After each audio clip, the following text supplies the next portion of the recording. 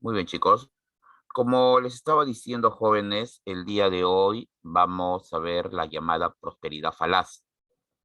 Chicos, a ver, ahora sí. Ok, bueno, este periodo, jóvenes, va a abarcar desde 1845 a 1600, a 1868, ¿ya? Es un periodo muy interesante.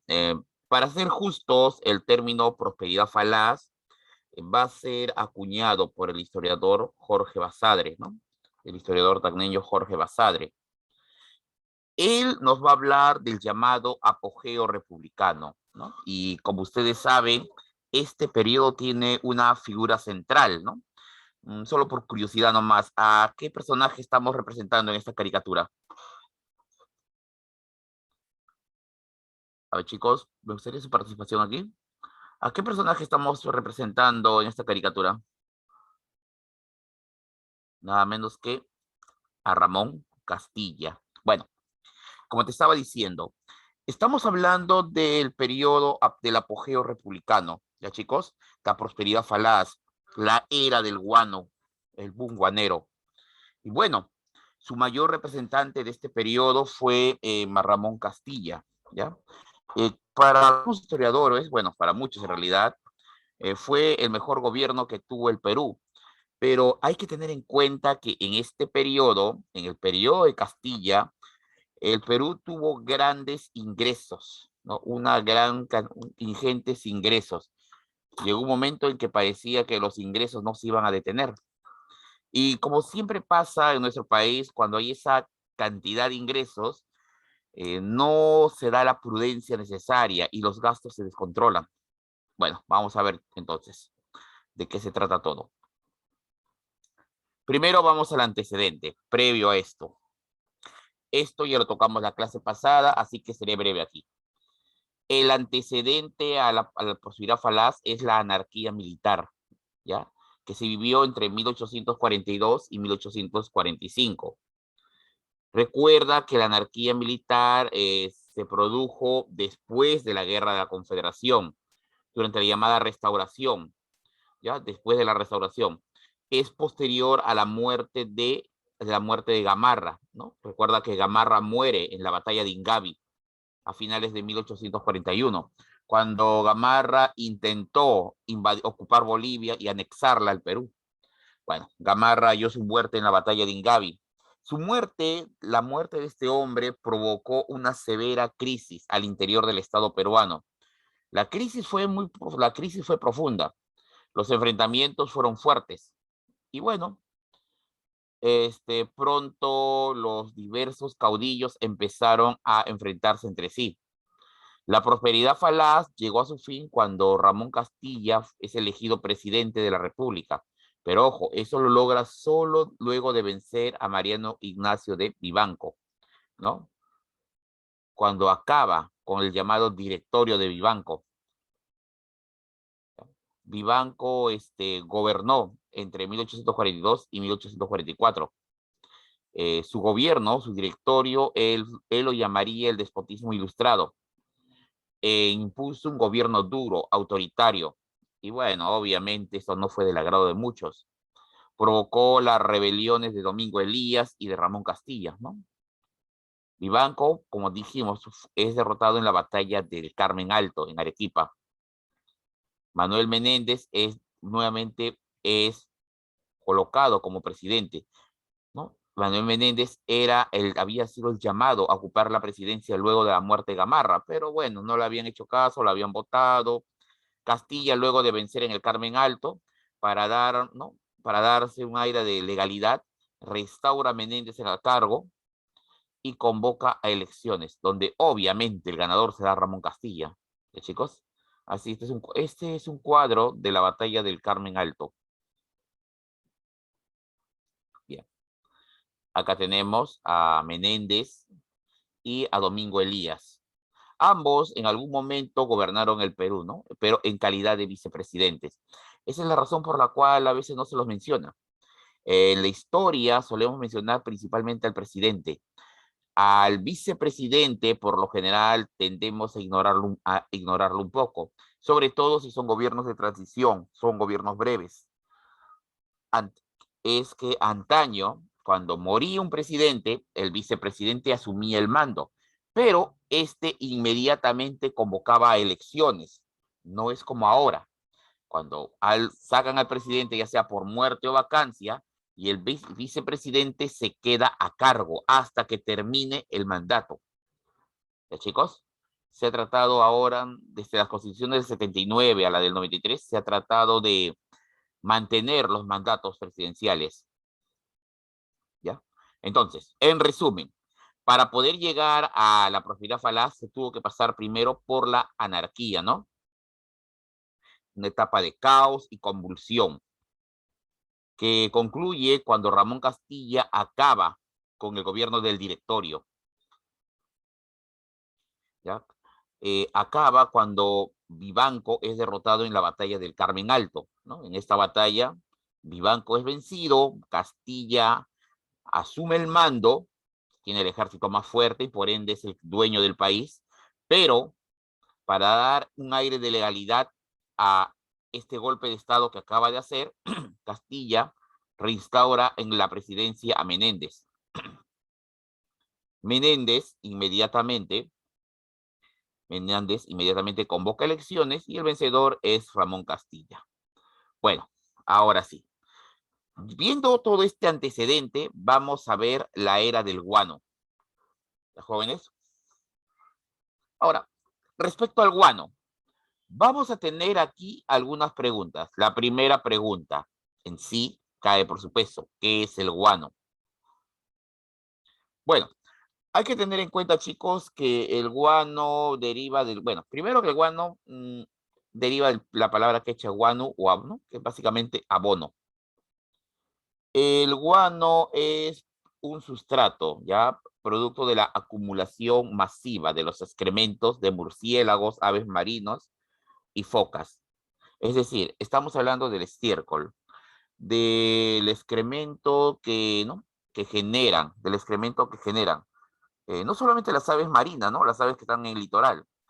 Las focas también generan guano. Los murciélagos generan guano. En la sierra, por ejemplo, en la zona alto andina, los campesinos ingresan al interior de las cuevas, recogen el guano acumulado en el piso y se lo llevan. Este es un abono orgánico muy efectivo.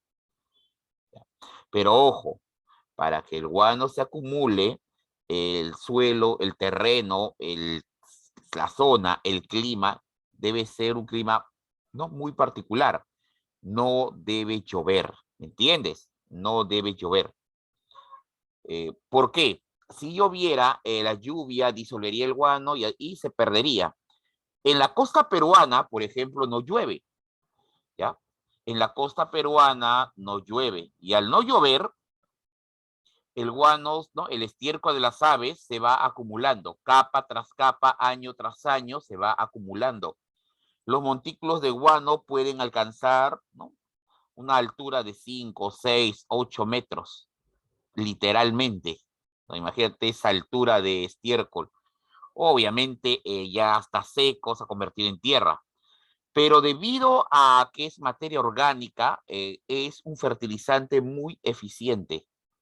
¿Ya? Y eso me lleva a la segunda pregunta. ¿Cuál es su utilidad? Bueno, ya lo dijimos, ¿no? Es abono, fertilizante altamente efectivo. ¿Pero por qué? Debido a un excepcional contenido, ¿no? Alto en nitrógeno, fosfato y potasio. Elementos que son vitales para el crecimiento de las plantas. Chicos, es que el guano va a lograr, va a ser palabras textuales ¿no? de los economistas de la época. El guano logró el milagro de multiplicar los panes. Chicos, entiendan que se requería que un campo produjera más, 5, 6, 7 veces más de lo que normalmente produce. Y el guano logró ese milagro. Le uso la palabra milagro porque para las personas de la época eso les sorprendió. No podían creer lo efectivo que podía ser, ¿no? imagínate irrigar el terreno, ¿no? Acá tenemos a los campesinos. Ojo, el guano se utiliza hasta el día de hoy. Hasta el día de hoy se sigue empleando el guano de isla en muchas comunidades. Bueno, ahora, ¿dónde encontramos el guano? Ya sabemos para qué sirve, qué es, para qué sirve, dónde lo encontramos. Como estábamos diciendo al inicio, lo encontramos principalmente en las islas del Pacífico Sur Occidental, ¿ya? Lo encontramos en las islas del Pacífico Sur, muy bien. No solamente en las islas de Chincha, las islas de Chincha es un lugar donde hay guano, pero no es el único. Todas las islas del Pacífico Sur Occidental, ahí encontramos guano. En esas islas viven las aves guaneras. La frialdad de las aguas, del Pacífico, ya debido a la corriente del Humboldt, ha evitado durante mucho tiempo la formación de lluvias torrenciales. Tú sabes que en la costa peruana no llueve. Tú sabes muy bien que en la costa no llueve. Y esto ha provocado que se formen desiertos, el desierto costero del Pacífico, ¿no? Piura hasta, que va desde Piura hasta el norte de Chile. Es que, jóvenes, la corriente de Humboldt es fría y evita la formación de lluvias. Debido a que no llueve, el excremento, ¿no? Producto de la digestión de las aves, se va a ir acumulando en las islas. Imagínate, día tras día, semana tras semana, mes tras mes, ahí se va acumulando. Llega a formar verdaderos cúmulos, ¿no? Tú imagínate, muchacho, un cerro de guano ahí. No llueve, si lloviera ese cerro no existiría, ¿no? También lo encontramos en las cuevas. En este caso, el guano del murciélago. A ver, chicos, pueden apreciar a su derecha un murciélago, ¿no? No sé si a ustedes les agradaría encontrarse con él. Acá está. Los murciélagos viven en cuevas. Esta es una fotografía de una cueva de la zona andina. En algunos lugares del Perú, en la sierra, están ahí colgaditos. ¿Ya, chicos? COVID, no te preocupes, son muy bonitos. Sí, son agradables. No te preocupes, por suerte. Verdad, ¿de qué se alimentan estos señores? ¿De qué se alimentan? Es una buena pregunta. Semillas, polen, insectos. Básicamente se alimentan de polen, insectos, frutos. Sí, no son tan peligrosos, a menos que te encuentres con el vampiro, ¿no? Que ese sí se alimenta de sangre. Hay uno que sí está preparado exclusivamente a beber sangre. No coloqué la foto de él, pero pueden buscarlo en las redes. Hay uno que sí bebe sangre y que habita en la sierra. ¿Ya? Te va a dejar unas buenas marcas, ¿no? Unas buenas marcas de recuerdo. ¿Ya? Lo que está a la derecha, jóvenes, es el guano de murciélago, altamente efectivo en los cultivos. Tú entras a las cuevas y del piso extraes el guano. Ya. Ahora, bien, hasta aquí hemos visto algunas preguntas sobre el guano. Ahora vamos a ver el contexto. Chicos, vamos a ver el contexto internacional, porque ojo, una cosa es que tú tengas un producto, otra cosa es que lo puedas aprovechar. Ejemplo, vamos a ver algunos ejemplos. Mira, te voy a dar un ejemplo. En teoría, todas las especies pueden generar guano. En teoría, el estiércol de todas las especies puede ser utilizado. En teoría. En la práctica se ha demostrado que algunas son más efectivas que otras para cuestiones prácticas. Ya. Chicos, a ver, les estaba diciendo, estamos viendo aquí el contexto del boom guanero. El contexto está enmarcado en la primera revolución industrial. Ojo, de nada te sirve tener un producto si ese producto no es deseado en el mercado. Te voy a dar un ejemplo. El litio. El litio. No sé si has escuchado hablar de ese mineral. A ver, ¿alguien sabe para qué sirve? Ojo, Bolivia, que tiene la mayor reserva mundial de litio, está así. Es un país que está siendo codiciado actualmente, asediado y muy codiciado. Exacto, para crear pilas y baterías. Pero, ¿por qué ahora? Todos sabían que Bolivia tenía litio, todos lo sabían. Eso no era ningún secreto. Desde las primeras décadas del siglo XX, todos los países en el mundo era conocido que Bolivia tenía reservas de litio, pero a nadie le interesaba. Perú tiene reservas de litio en Puno, pero a nadie le interesaba. ¿Por qué ahora el interés? La respuesta es simple, la tecnología ha cambiado. Nuestra base tecnológica está pasándose a la parte analógica y si tú te has dado cuenta, todo es digital. Los celulares, las tablets, las laptops, los autos requieren mantener mayor tiempo posible la carga de energía y para eso se requiere litio. Y bueno, sucede que Bolivia tiene abundante litio, todo un mar de litio. Por eso las potencias están apuntando ahí, se están llevando bien, tratando de llevarse bien con los bolivianos, ¿no? Que ellos permitan, no que ellos permitan la extracción de litio de su país. Aquí vamos a ver si los bolivianos son muy hábiles en negociar su mercancía. No le vaya a pasar como algunos, no vaya a pasar como fue a comienzo del siglo XXI, donde el petróleo era tan caro que los países que tenían petróleo eran asediados y muchos no supieron aprovechar esa riqueza. Y ahora que el precio del petróleo se ha derrumbado, bueno, ya. Esos ejemplos es lo que pasa. Y aquí en el Perú pasó algo parecido. Primero con el boom guanero. Bueno, nos encontramos a finales de la primera mitad del siglo, a fines de la primera mitad del siglo XIX. Y vamos a entrar pronto a la segunda mitad del siglo XIX. Estamos en medio de la primera fase de la revolución industrial. La primera fase. Chicos, una pregunta de HU. Primera revolución industrial. ¿Cuál era la fuente de energía? A ver, por favor, ayúdenme. Fue una pregunta de admisión de cuál era la fuente de energía en la primera revolución industrial.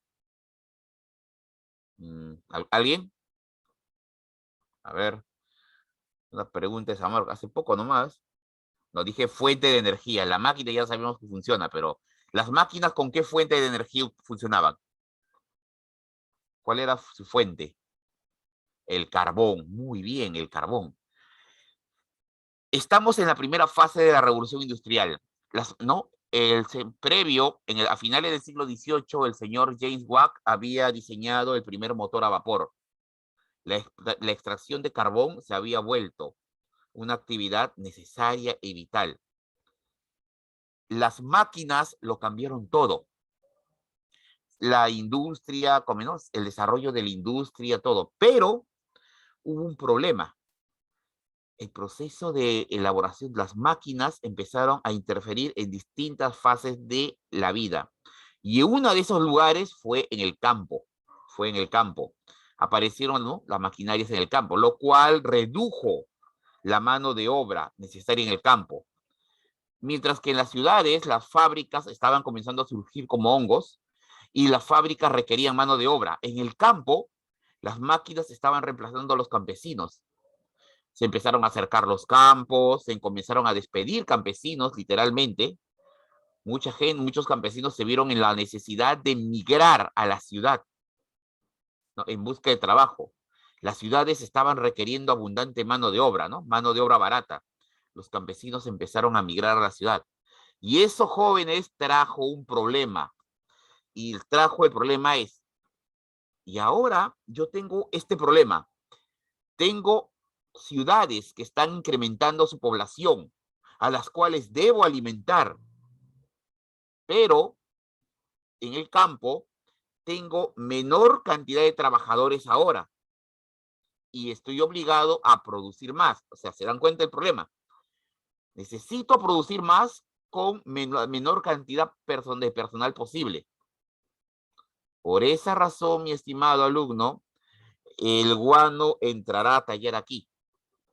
¿Ya?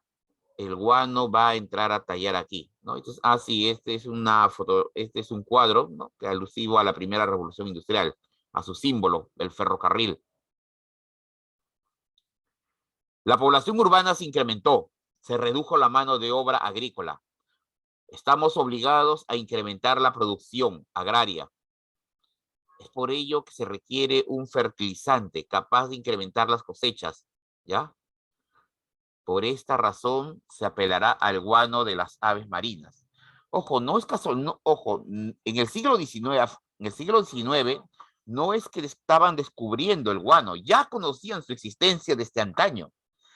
El conocimiento del guano, de la efectividad del guano, ya era conocido desde mucho tiempo atrás, solo que no había sido necesario, no había una necesidad para emplearlo en gran escala, no había necesidad de hacerlo, pero ahora sí, ahora hay esa necesidad. ¿Ya? Bueno, Inglaterra, el país que pasaba por su fase industrial, requiere guano para sus campos, ¿ya? Y el primer país que Inglaterra va a extraer guano no fue el Perú. De hecho, ni siquiera estaba en América. El primer país donde se extrajo el guano estaba en Madagascar, África. Así es. La isla de Madagascar. Aquí en esa isla se encontró guano y se comenzó a extraer. El problema, chicos, es que la isla de Madagascar, el guano era escaso. Y en el siglo XVIII apenas empezó, al poco tiempo las reservas de guano de la isla se acabaron. Al poco tiempo, ya no había guano y su precio comenzó a incrementarse. Los ingleses empezaron a buscar guanos en distintos lugares del mundo y lo encontraron en el Perú. Y eso me lleva al siguiente detalle. ¿Cómo se explotó el guano? ¿De qué manera? Bueno, la primera forma fue alquilar la isla guanera. Eso se dio durante el segundo gobierno de Agustín Gamarra, el famoso contrato Quirós. Acá tenemos en imagen a Francisco Quirós. A ver, te explico. Quiero que entiendas que en aquella época el gobierno, léase los que estaban a cargo en aquella época, ignoraban lo que es el guano. No esperes que los políticos sepan de qué está el producto, para qué sirve. Ellos no lo saben. Por esa razón se contrata técnicos para que les expliquen. Pero en esa época, igual que ahora, a veces también eso falla. Gamarra, su gabinete, ignoraba qué era el guano. No tenía ese conocimiento, no sabía para qué era. Así que no te sorprenderá que cuando el señor Francisco Quirós se presentó y pidió alquilar las Islas Chincha, a ellos les llamó la atención. Les llamó mucho la atención, ¿no? ¿Para qué quería un lugar desierto que no servía para nada, que no había nada ahí?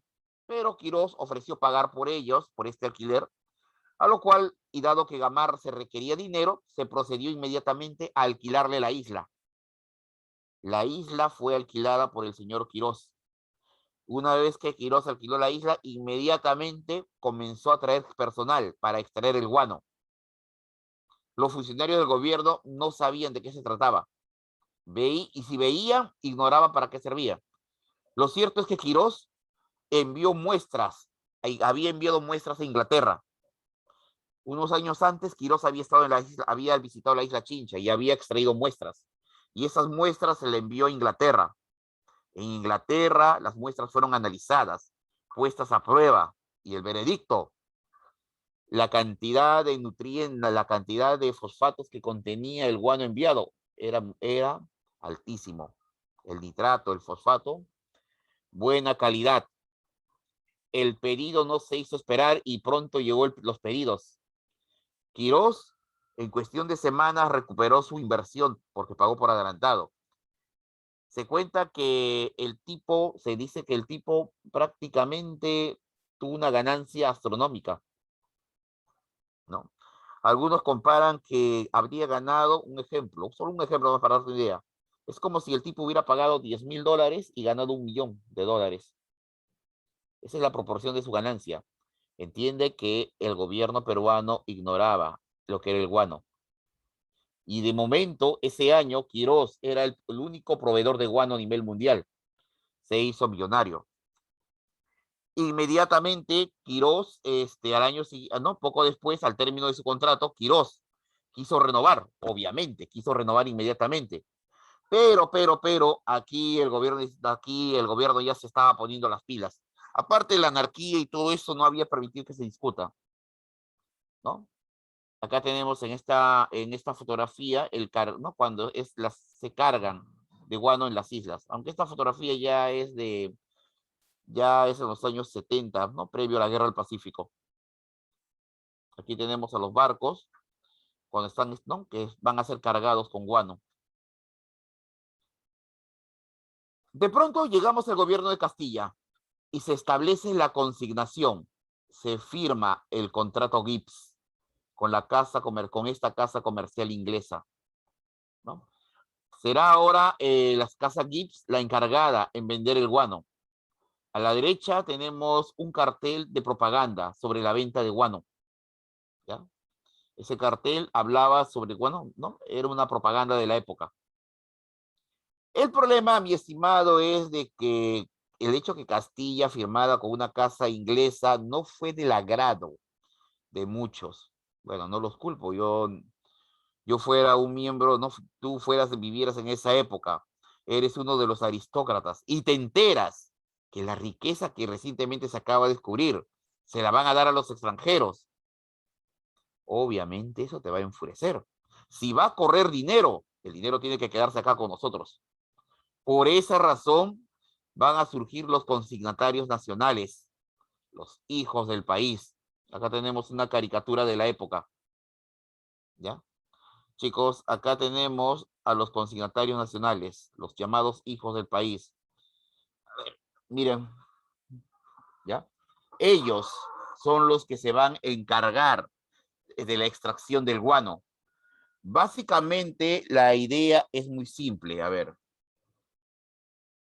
1855, ¿no? Mira, todos ellos. Es una caricatura de todos los criollos que formaron. Ellos se encargarán. Bueno, dado que ellos se van a encargar de la explotación del guano, ¿cómo? Número uno, ellos van a financiar la extracción de guano. Número uno, ellos van a pagar el flete, van a financiar la comercialización, la propaganda. Y al Estado peruano le van a dar un porcentaje. ¿Entiendes? Eso es lo que van a hacer los consignatarios nacionales. ¿Y de dónde surgieron ellos? Ellos eran miembros de la vieja aristocracia criolla, que ahora, al ver una riqueza, decidieron aprovecharla. Muy bien, ¿no? Acá tenemos otra caricatura de la época, ¿no? Otra caricatura de la época.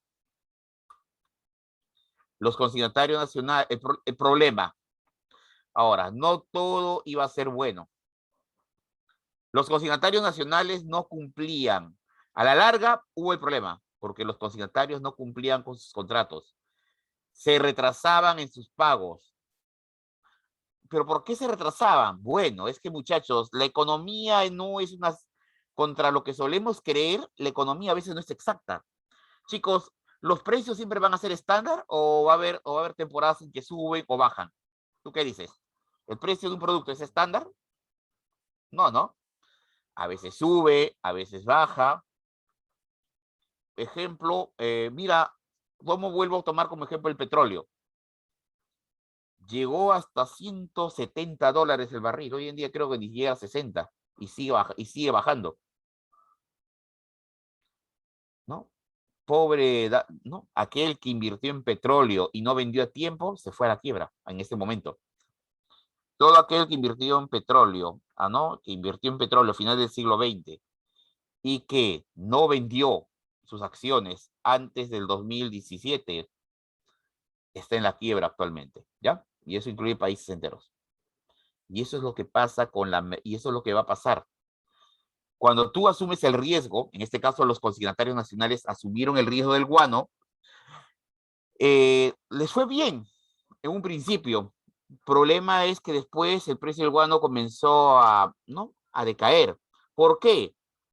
Bueno, tiempo después apareció su competencia, el salitre, y el precio empezó a bajar. Y simplemente no podían cubrir y empezaron a retrasarse. Ya, pero eso fue al final. Durante la época de la prosperidad, los consignatarios tenían demasiado poder e influencia en el gobierno.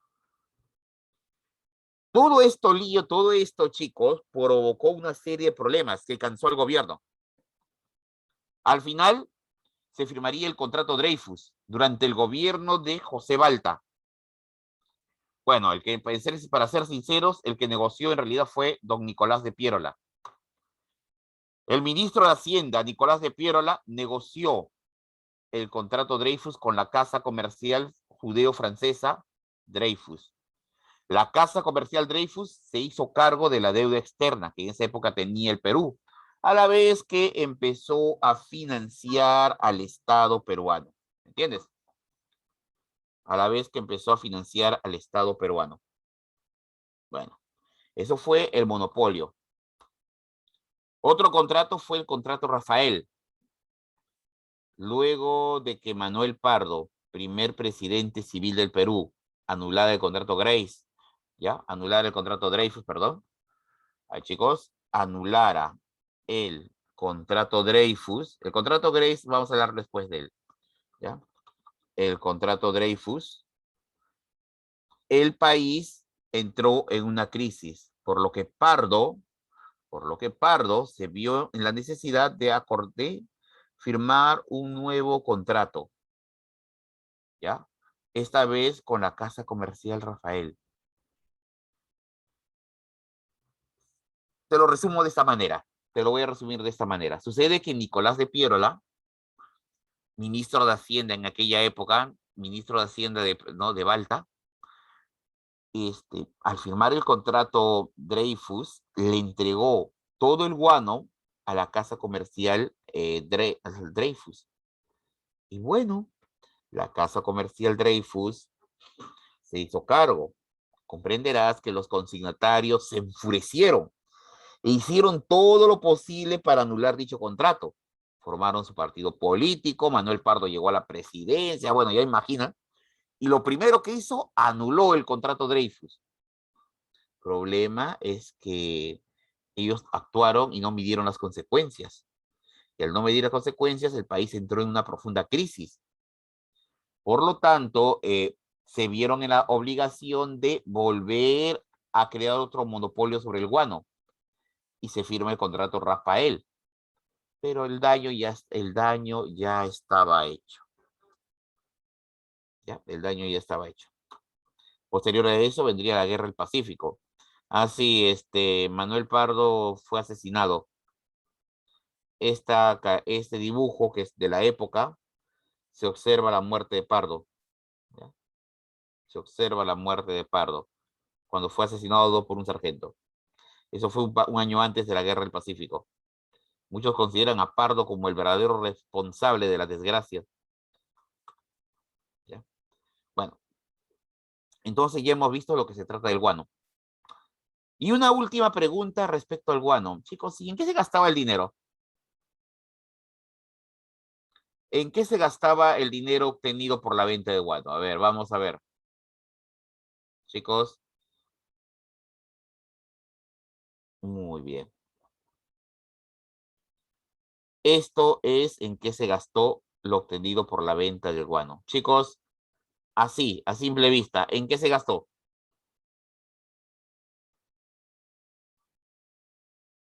Veamos, miren. Expansión de la burocracia civil. El 29% de la venta del guano se fue en la burocracia civil, es decir, en el sueldo. Así es. El dinero del guano fue utilizado para pagar sueldos, ya, sueldos de la burocracia. A ver, no sé si te has percatado esto, pero cada vez que hay elecciones en el Perú, ya sean municipales, algún miembro de tu familia se pone a apoyar, ¿no? Se mete al partido, apoya, pegatina, participa, todo. Pero, ¿tú crees que pero por qué participa activamente? ¿Qué es lo que quiere ese hombre? O tú, o no, ese hombre, esa mujer, ¿qué es lo que desean? La respuesta es muy simple. Profe, ¿quiere participar en un cargo de poder? No, lo que busca, por lo general, lo que buscan es trabajo, trabajar para el gobierno, ser parte de la burocracia. En el Perú y en toda América, y de hecho en toda América, en toda Hispanoamérica, toda América Latina, tenemos el gran problema que a muchos les gusta trabajar en el Estado. Bueno, en realidad también en Europa, en muchos países de Europa, la gente le encanta trabajar para el Estado. El trabajar para el Estado ven como un trabajo seguro, ¿no? Las pagas muchas veces son muy altas y no se requiere estar calificado, solo una recomendación y ya estás dentro. Pues bien, fue durante el gobierno de Castilla cuando se produjo la expansión de la burocracia civil, ¿ya? Los sueldos. Esa es la razón por la cual Castilla no tuvo muchos problemas. Habían disputas no, había gente que estaba en contra de él, pero tú trabajas para él ahora. Pueda que no te caiga, no te agraden las decisiones políticas de Castilla, pero tú trabajas para él. Recibes un sueldo del Estado. Así que las discusiones políticas las vamos a dejar todo en palabras. No vamos a ir a la acción porque nadie es tan loco ¿no? en provocar el daño. Otro porcentaje se gastó en en la fuerza militar. ¿Ya? ¿No? Otro, transferencia de pagos a extranjeros, ¿no? El 8%. ¿Ya? O sea, pagar la deuda externa. Otro, transferencia a los peruanos, el 11.5%. O sea, pagar la deuda interna. Esto se convirtió pronto en corrupción, típico nuestro. Y el 20% se invirtió en los ferrocarriles, lo cual no es malo, fue una buena inversión, si es que hubieran terminado la construcción de los ferrocarriles. Uno de los problemas, chicos, uno de los problemas que tiene el Perú hasta el día de hoy, y es la razón por la cual no se utilizan ferrocarriles. Si tú viajas a Estados Unidos, el ferrocarril es utilizado, ¿ya? El ferrocarril es utilizado, es muy útil por ellos. Si tú viajas a Europa, ni qué decir, el Eurotren, toda Europa está conectada por ferrocarril y la gente lo utiliza. Pero aquí en el Perú, el ferrocarril no es utilizado. Tenemos ramales, pero no son usados. Y la razón es muy sencilla. Los ferrocarriles nunca se terminaron. Así es, nunca se terminaron. Las líneas férreas. Para que un ferrocarril funcione bien, el ferrocarril debe conectar un extremo con otro. Y aquí en el Perú no pasa eso. El ferrocarril sale de la costa y muere en la sierra, no llega a la selva, como estaba planeado originalmente. Los ferrocarriles deben recorrer el Perú de un extremo a otro para que funcione, pero no se hace, así que caballero, ya. Bueno, esto chicos, ya aquí estamos redundando, pero que te quede bien claro la idea. Las ganancias en la venta del guano se emplearon para pagar los sueldos de la creciente burocracia civil, ¿ya? Bueno, ahora sí, vamos al primer gobierno de Ramón Castilla. Hasta acá, ¿alguna pregunta? Hemos hecho lo previo, hemos hecho la previa. Primero las bases de la propiedad falaz. ¿Preguntas, dudas, algún problema? ¿Nada? Muy bien, chicos. Entonces creo que seré yo quien haga las preguntas. ¿Ya? A ver, vamos un ratito a ver su dirigida. A ver, que baje esto.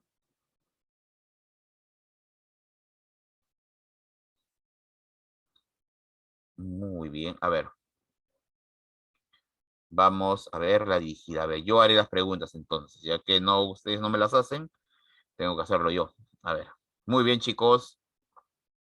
A ver, vamos a ampliar la hoja. Estamos en la dirigida 20. Fue un periodo caracterizado por la relativa estabilidad política tras los convulsionados 2 años que le siguieron a la independencia. Los enormes ingresos obtenidos por el Estado permitieron la expansión de la burocracia, la modernización de Lima, la eliminación del tributo y la esclavitud, así como el surgimiento de la plutocracia limeña. No obstante, la corrupción ¿no? El incremento desmedido de la deuda pública y las malas inversiones terminaron en el desastre económico de la segunda mitad del siglo XIX. Chicos, ¿cuál es la respuesta, por favor? Muy bien, Mel. Así, muy excelente, excelente. Entonces, la respuesta es esta. A ver, vamos a ver. Muy bien. Ok, ok. Vamos a ver. Ya. Entonces, ya tenemos la respuesta, la prosperidad falaz. Ok, la pregunta 2. Prosperidad falaz fue un término ¿no?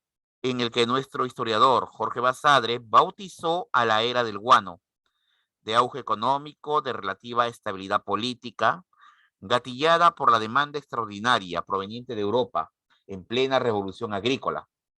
¿Ya? Recuerda que la revolución industrial coincide con la revolución agrícola, ¿ya? En plena revolución agrícola.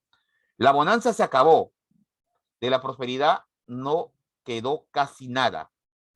Podría calificarse el periodo 2002-2011 en la década dorada como una prosperidad falaz también. En ambos periodos, la prosperidad se originó en eventos exógenos, es decir, externos. Exógenos es externos al país. En la era del guano, el inicio del primer gobierno de Castilla y 1866, fin de la Guerra del Pacífico. Su descubrimiento como un fertilizante de alta calidad y su extrema facilidad de explotación nos convirtió en el mayor exportador del mundo.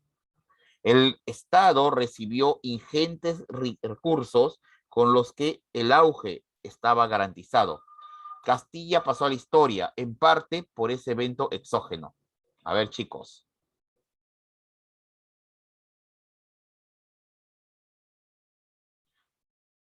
A ver, del texto, ¿qué podemos concluir correctamente?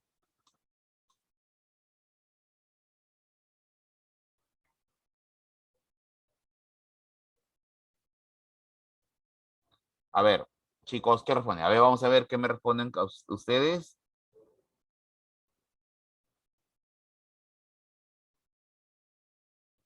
Ah, ya, ahorita, bien, ahorita vamos a responder esa pregunta, ¿ya? A ver, a los alumnos les pido, les sugiero que por favor hagan preguntas durante la clase. Solo uno o dos alumnos me hacen preguntas. La idea es que lo hagan todos, ¿ya? A ver, vamos a ver, chicos.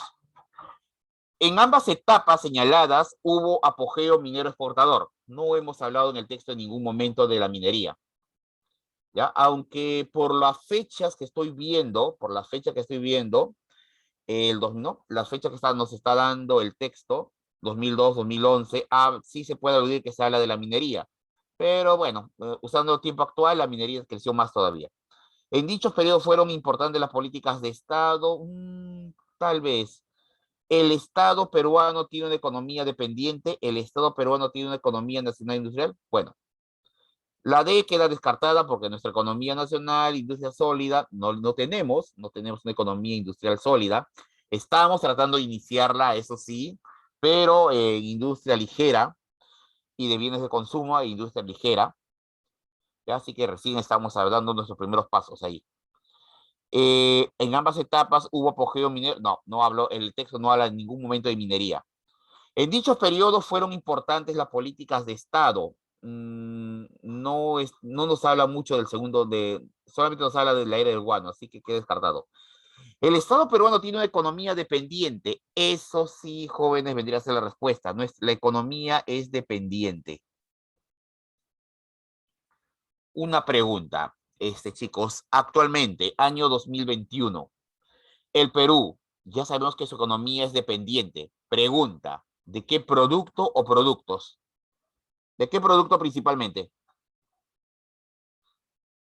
A ver, ¿alguna idea, chicos?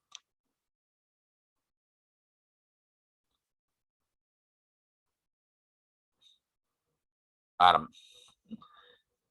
Chicos, el Perú depende mucho actualmente de la venta de minerales. ¿ya? El orden es cobre. No producimos, el hierro no producimos en gran cantidad. No, apenas tenemos una sola mina de hierro. Creo que está en Marcona, una sola mina de hierro. ¿Ya? Solo una de hierro. Y es explotada por la empresa china Chougang. Por la empresa china Chougang. Lo que sí tenemos es cobre en abundancia. ¿Ya? Quellaveco, Tintaya, ¿ya? La Sauder, ¿no? Producimos cobre, producimos zinc, ¿ya? El cobre, el zinc, el estaño, oro, plata, esos son nuestros productos en minerales.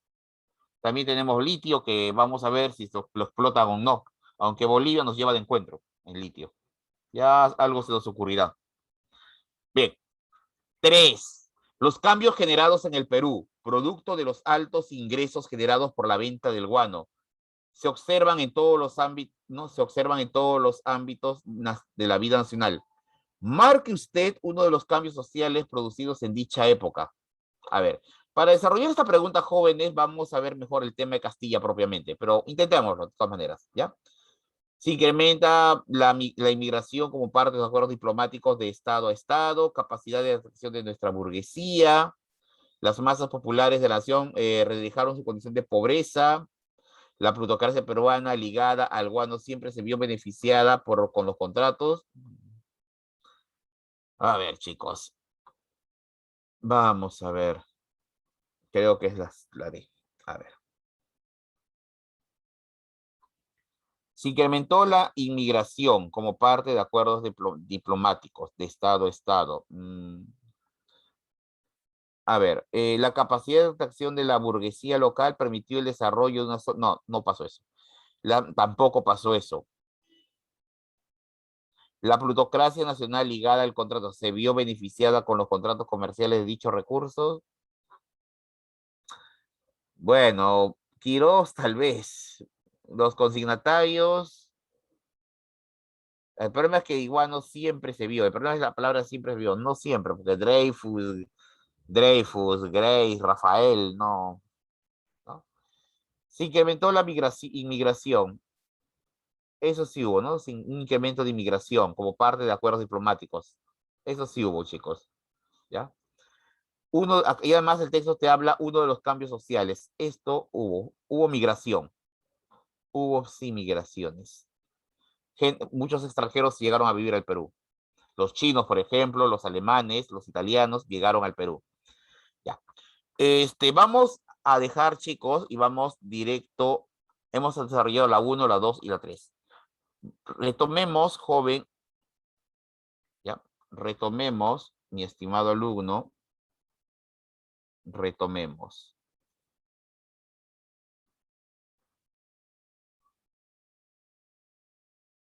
Ya. Retomemos la clase. A ver. Ok, chicos, vamos a ver. Primer gobierno de Ramón Castilla. Vamos a ver qué nos dice Castilla.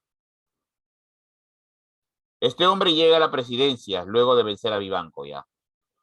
Una vez lograda su victoria, repone a Menéndez en el cargo y convoca a elecciones, donde obviamente resulta ganador. ¿Ya? Lo usual, eso siempre pasa. ¿Ya? Tenía que ganar, todos sabían que tenía que ganar él sí o sí. Pobre, si no, otro golpe de Estado. En el Perú de esa época, el que tiene el ejército más fuerte gana. Y nadie lo va a discutir. No, no conviene empezar discusiones en esa época. A ver, vamos a ver qué pasó en el gobierno de este hombre. Estabilidad institucional. Eso significa que va a haber paz, tranquilidad. No va a haber golpe de Estado. Todos como angelitos. Estamos bien. Ordenamiento de la economía nacional por el régimen de los presupuestos. Aunque no lo creas, por primera vez en nuestra historia teníamos un presupuesto. Por primera vez. Antes que continúe, ¿saben lo que es un presupuesto, no? ¿Saben lo que es un presupuesto, no, chicos? Ya, no creo que tenga, no creo que tenga que explicar ese detalle. Todos sabemos lo que es un presupuesto, ¿no? Hay que mantener, la idea básica es mantener un equilibrio entre los ingresos y egresos. Muy bien. Ok, así que por primera vez en el Perú se establece un presupuesto, lo cual es curioso, ya que se supone que eso es lo básico, pero no. Llegamos al Perú y recién en Castilla lo empezamos a hacer. Prestigio económico en el exterior, debido a la cancelación de la deuda externa. Aunque no lo creas, el Perú dejó de deberle a la gente. Pagamos la deuda externa. Y es un dato muy curioso. Una idea que hemos tenido siempre, ojo, ha sido evitar la deuda, no endeudarnos. Contrario a lo que solemos creer, contrario a las ideas preconcebidas que tenemos, en muchas ocasiones se ha tratado de evitar la deuda. Se ha tratado de evitar la deuda externa, evitar préstamos innecesarios. Es como si tuviéramos en nuestro psique un temor a endeudarnos. Y para ser justos, las pocas veces que realmente nos endeudamos ya no pudimos pagar. Por esa razón se ha tratado de evitar se ha tratado de imprimir economías de austeridad. Y hay muchos ejemplos a lo largo de nuestra historia, gobiernos que han entrado y han tratado de pagar la deuda y evitaban en lo posible seguir endeudándose. Seguridad interior. Eso significa que dejaron de haber golpes de Estado, motines. La paz reinó en todo el país. Progreso intelectual y material. Hubo mejoras en la educación, hubo mejoras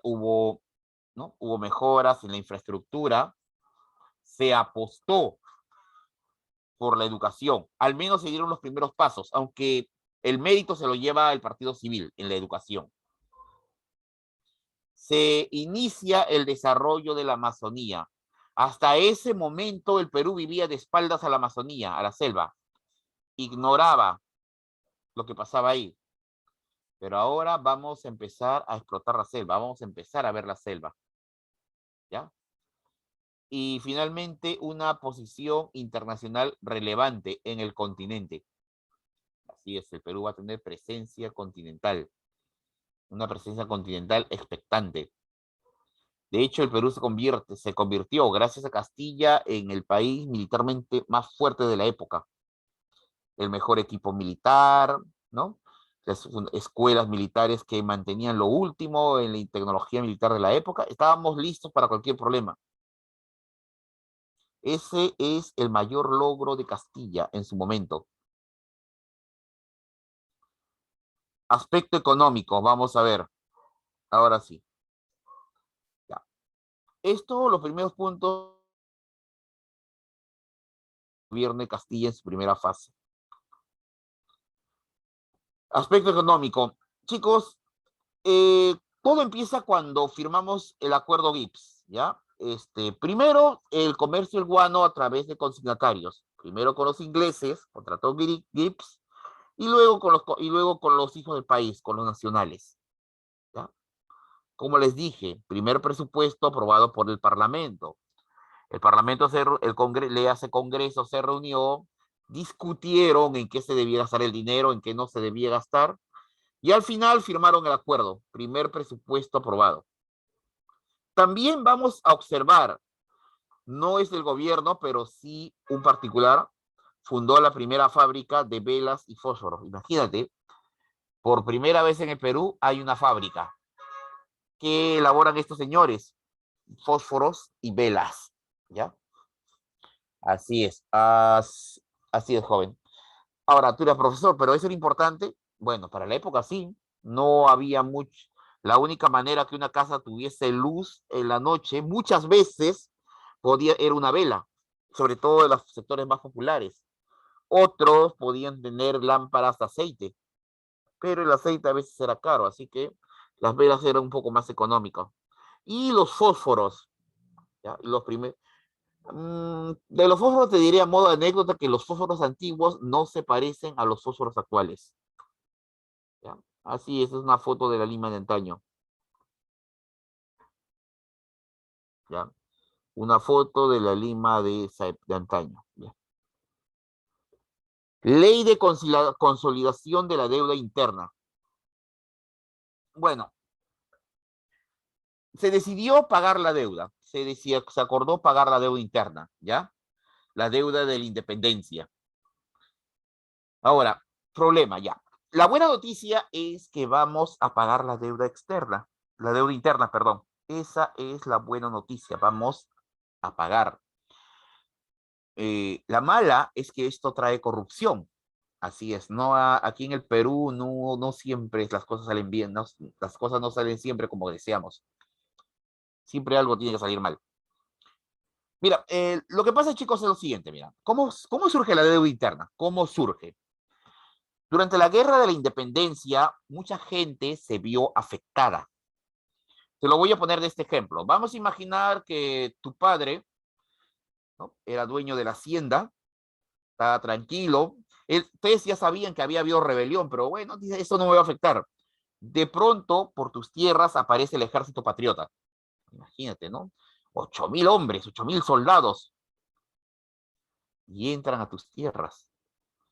Inmediatamente el general, digamos Sucre, por ejemplo Sucre, José Antonio de Sucre, agarra y ordena a soldados, habitúyense, empiecen con la requisa, y los soldados van, tú ves cómo los soldados van e inmediatamente instan a que recojan la cosecha, ¿ya? Vamos a ver, estamos explicando se insta a pagar, se insta a que los soldados recojan la cosecha. Imagínate, tenías tu plantación de papa, plantaciones de maíz, todo, y los soldados recogen la cosecha. Luego agarran y traen el ganado y lo matan para que la tropa se alimente.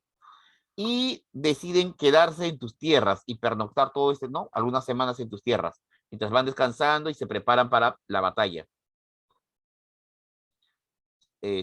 Obviamente tú vas a querer protestar, pero lo harás con temor. Recuerda que es un ejército organizado y de repente al comandante se le ocurre quedarse con tus tierras, sí, no, votarlo va a ser imposible. Lo que va a pasar es algo muy curioso. Lo que pasó fue esto, chicos. Muchos dueños, muchos terratenientes protestaron ante esta situación. Exigieron, ¿no? Y contra todo pronóstico, los oficiales del ejército patriota y también del realista empezaron a emitir bonos. ¿Qué quiere decir eso? Le preguntaban directamente, ¿cuánto te debemos? ¿Cuánto te debemos por tu cosecha, por el ganado? Sorprendido, ¿me van a pagar? Sí, te vamos a pagar. Por favor, di cuánto. Tú decías cuánto e inmediatamente el comandante te emitía un recibo. Decía, vaya a la capital y cobre el abonado. Vas con ese documento a la ciudad, a la capital, la oficina del ejército agarra, dice, sí, este documento es legal, el general lo firmó. La buena noticia es que el documento es legal. La segunda buena noticia, que el Estado peruano, después de la guerra, te va a pagar. O incluso afirma que ya, sí o sí, se te va a pagar, ¿no? Imagínate, gana la guerra, señor, se le va a pagar. Tú alegremente te emocionas, no puedes creerlo, te van a pagar por los suministros que tomaron, por el ganado, por la ocupación de tus tierras. Yo apuesto que hasta diría, por favor, ocupen las tierras cuantas veces quieran, total, te van a pagar. Pero hay un problema. Te vamos a pagar, pero no tenemos dinero, pero no hay dinero. ¿Ya, chicos? Te vamos a pagar, pero no tenemos dinero. Ahí empiezan los problemas. La deuda, cada año vas a ir a pedirles que te paguen y todos los años te va a decir, señor, no hay dinero. Señor, no hay dinero. Señor, no hay dinero. Todos los años te van a decir lo mismo. Y así van a pasar los meses, los años, y nunca te van a pagar. Imagínate que tu padre murió tratando de cobrar la deuda. Murió. Pero ahora Castilla está a cargo. Y ahora hay dinero. Bien. Y Castilla está pagando. Tú has heredado los bonos de la guerra y el Estado te paga. Hasta ahí todo bien. ¿Dónde empezó el problema? El problema empezó, muchachos, en que hubo corrupción. Típico, ¿no? Vamos a ponerte este caso hipotético. Tú heredaste, tu padre tenía varios hijos, digamos 3 hijos, 2 o 3 hijos, mientras que tu hermano mayor heredó la hacienda, tú heredaste los bonos, uno de los bonos. Tú heredaste un bono y tu otro hermano no heredó nada. Estamos haciendo un caso hipotético. Tú fuiste y cobraste el bono. Te hiciste multimillonario porque te pagaron la deuda y los intereses. Saliste contento. Pero de pronto miras que tu hermano no ha recibido nada. Sucede que ante esta situación, cerca a Lima, ¿no? En Lima, lo que hoy en día es el cercado de Lima, habían personas especializadas en falsificar documentos. Y este documento era similar al bono que tú tenías. Ojo, tú entregabas este documento a estos señores y ellos sacaban un bono igualito. Y con este bono, ¿no? Y te enviaban a la oficina, pero tenías que presentarte ante un personaje determinado, quien tomaba el bono, obviamente no lo llevas tú, lo llevaba tu hermano, por ejemplo, y decía, este documento es legal, todavía no se ha pagado, y te pagaban. Obviamente no te va a pagar el 100%, te pagará el 70, 80%, él se quedaba con la diferencia. Pero muchacho, algo es algo, ¿no? Esto es ilegal, esto es corrupción porque se están beneficiando. Ahora, imagínate que el tipo que te hizo ese favor lo haga con 5, 6, 7 veces. Entonces, mi estimado, estamos ante el caso de corrupción. Uno de los primeros casos de corrupción en gran escala. Y todo se inició en el gobierno de Castilla. Profesor, ¿Castilla sabía eso? Sí, lo sabía. ¿Apoyó? Claro que apoyó. ¿Por qué lo hizo? Mi estimado, hay que mantener la paz. Aquí se benefician todos. Por esa razón no hubo problemas, no hubo revueltas. Todos se beneficiaban con esto, todos se van a beneficiar. ¿Ya? Aparte del pago de la deuda interna, también se empezó a pagar la deuda externa a Inglaterra, a Colombia, a Chile, por los préstamos hechos durante la guerra por la independencia. Pronto apareció Francia exigiendo que también a ellos les debían dinero. Se le pagó. Estados Unidos, muchachos, a nosotros también. Muy bien. Y adivina quién más apareció reclamando el pago. Mira, Inglaterra, Colombia, Chile exigieron que pagáramos. Ya pagamos. Francia y Estados Unidos exigieron, pagamos. Y España de pronto dijo, muchachos, no se olviden de mí. Ustedes también me deben dinero. ¿Cómo que te debemos? Tienes la indemnización. Eso fue lo estipulado en la capitulación de Ayacucho. Así es. En la capitulación de Ayacucho quedó estipulado que el gobierno peruano pagará una indemnización a España. ¿Ya? Bueno, estaba firmado, así que se empezó a pagar. Nota, no se pagó todo, pero se empezó a pagar. ¿Ya? Se empezó a pagar. El problema es que años después hubo crisis y ya no se pudo pagar. Y la deuda con España nuevamente se reactivó y sería pretexto para otra guerra. Aspecto social. Ya. Hasta ahí el aspecto económico. Ahora vamos a la parte social. Inmigración de los chinos. Así es, joven. Empezaron a llegar al Perú los chinos. La migración de los chinos culíes. ¿Ya? Sucede que comenzó a haber el problema de la falta de mano de obra. Sucede. ¿Ya? Sucede que empezó a producirse la falta de mano de obra. ¿Ya? ¿Ya, chicos? Mm, ¿Por qué? Ese es un problema, chicos, la mano de obra. Sucede que había población en la sierra, población indígena, pero los terratenientes de la sierra, los terratenientes, dueños de las haciendas de la sierra, no iban a permitir que sus campesinos, léanse los yanaconas, migraran, lo van a impedir. De esa manera Ahora, tú dirás, pero profesor, habían esclavos africanos. Ese es otro problema.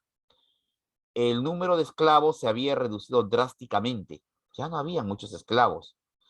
Y si los habían, eran en su mayoría ancianos. Desde la época de Pardo, no se había renovado el número de esclavos en el Perú. Y durante las guerras muchos habían sido liberados. Así que ya no había muchos esclavos. La mano de obra empezó a decaer. No habían trabajadores. ¿Ya? Ojo, no estoy negando, en las haciendas no es que no se pagaba, sí se pagaba salarios, pero el problema es que no existe esa masa trabajadora. Por esa razón, se acordó contratar trabajadores chinos y empezó así la migración china. Los chinos empezaron a llegar a trabajar a las haciendas de la costa, ¿ya? ¿No? Tenían que llegar. Ahora, el problema, chicos, acá tenemos un problema. El peculiar mercado de trabajo costeño no ofrecía ningún incentivo importante a poblaciones que vivían en economías poco monitorizadas y que no querían reemplazar esclavos por obreros asalariados. Ese es otro problema. Muchos terratenientes, algunos terratenientes no se querían adaptarse al sistema capitalista y vivían con la mentalidad feudal de no querer tener trabajadores asalariados. No querían, se negaban. Y ese era otro problema. Y ese fue otro problema que tuvimos. Bueno, la solución fue traer población china, migrante. Fue un acuerdo entre el Estado peruano y el gobierno chino. Comenzaron a llegar los chinos, ¿ya? Comenzaron así a llegar los chinos. El problema es que muchas veces los chinos fueron tratados mal y eso se vio durante la Guerra del Pacífico. Muchos chinos se rebelaron contra los explotadores y se pasaron al bando chileno. Bueno, no los podemos culpar, la explotación fue terrible contra ellos. Pero bueno, eso ya es otra historia. Un hecho que llama la atención es el tercer debate doctrinario que se dio en el gobierno de Ramón Castilla. La confrontación ideológica entre liberales y conservadores. ¿Ya, jóvenes? Por un lado, tenemos a la izquierda los conservadores. Destaca don Bartolomé Herrera, que era un sacerdote, Manuel Ignacio de Vivanco, militar. Luego tenemos los liberales, donde destacan Pedro Gálvez, José Gálvez, o sea, los hermanos Gálvez, Francisco González Vigil. ¿Ah? Él se recuerda que se había peleado con Gamarra y para ese periodo ya era un anciano. Así que los que van a sostener el debate son los hermanos Gálvez y Benito Lázaro. Estos son jóvenes, jóvenes promesas. Bartolomé Herrera era un sacerdote de mediana edad y Mariano Ignacio de Vivanco, un militar veterano. Esa va a ser, ¿no? Aquí tenemos un cuadro, aquí tenemos, ¿no? La imagen de Bartolomé Herrera. Bueno, acá tenemos su cuadro. Este es un cuadro del sacerdote Bartolomé Herrera cuando era joven. Ya. El debate doctrinario fue iniciado por Bartolomé Herrera, con dos sermones, uno en 1842 y otro en 1846, que sirvieron de base para la formación de una escuela ideológica tipo conservadora en el Colegio de San Carlos, es decir, en el Convictorio de San Carlos. El pensamiento de Herrera incluía una interpretación providencialista de la historia peruana, una teoría sobre el origen de la autoridad y las jerarquías. ¿Ya? Época y cada personaje de la historia peruana tenía un papel o un destino fijado por la providencia. Ejemplo, los incas tuvieron como misión unificar y civilizar a los indios. Sí, sí, eso fue culpa de Garcilaso de la Vega. Tomaron a Garcilaso de la Vega y bueno, Garcilaso de la Vega nos vendió esa idea. ¿Ya? Y la misión de España fue cristianizar al Perú. ¿Ya? Y ya, muy bien, entiendan. La idea de Herrera fue lo siguiente. Los incas tuvieron su misión, que fue unificar y civilizar a los indios. Esa fue la misión de los incas. Los españoles se limitaron a cristianizar al Perú. Eso es todo. Ahora, pero ahora, en el siglo XIX, vamos a usar la idea de la soberanía. Herrera sostiene que la soberanía no procede del pueblo. No, no, señor. La soberanía popular es falsa. El pueblo no tiene ni la capacidad ni el derecho de hacer leyes. Las leyes son principios eternos, fundados por la naturaleza de las cosas. Soberanía de la inteligencia. ¿Qué significa eso? Que solo los preparados, los intelectuales, los que tienen estudios, son los llamados a crear las leyes, a gobernar. El resto, no. Ese es el planteamiento de Bartolomé Herrera. A todo el salón le pregunto, ¿ustedes estarían de acuerdo con las ideas de Herrera? ¿Qué dicen? ¿Están de acuerdo o se oponen? Ya. Antes que respondan, vamos al otro planteamiento, al planteamiento de los liberales. Ellos, obviamente, contradicen a Herrera. Ah, sí, una pregunta. González Vigil era un sacerdote. Nótese que, ojo, González Vigil era un anciano para la época de Herrera, cuando Herrera empezó a pronunciar sus discursos. La cosa curiosa, ¿no? El más viejo era liberal y el más joven era conservador. Los hermanos Gálvez, José y Pedro Gálvez, y el eclesiástico González Vigil, ¿ya? Organizaron una escuela en el Colegio Guadalupe. Ah, sí, los hermanos Gálvez eran adolescentes, por si acaso. Sí, de la edad de ustedes, eran de la edad de ustedes. Imagínate esa época, tenían 16, 17 años y ya estaban empezando a cuestionar el orden de forma política. Sostienen la soberanía popular. Esta está por encima de cualquier otra. Chicos, la soberanía popular está por encima. Cuando digo la soberanía popular, hablo del pueblo. Es decir, el pueblo, la voluntad del pueblo es la ley, ¿no? ¿Te acuerdas voz populi, voz Dei? La voz del pueblo es la voz de Dios. Pues bien, el pueblo está por encima de cualquier otra soberanía, incluyendo la supuesta soberanía o autoridad de la inteligencia. Así que de hacha le dijeron a Herrera, no, no, hermano, te has equivocado. Gálvez y Herrera, los hermanos Gálvez y Herrera se enfrentaron en el Congreso en 1849. Sus puntos principales de debate fueron defensa a favor del sufragio de los indios, defensa del Estado frente al papado, o sea, frente a la iglesia. Muy bien.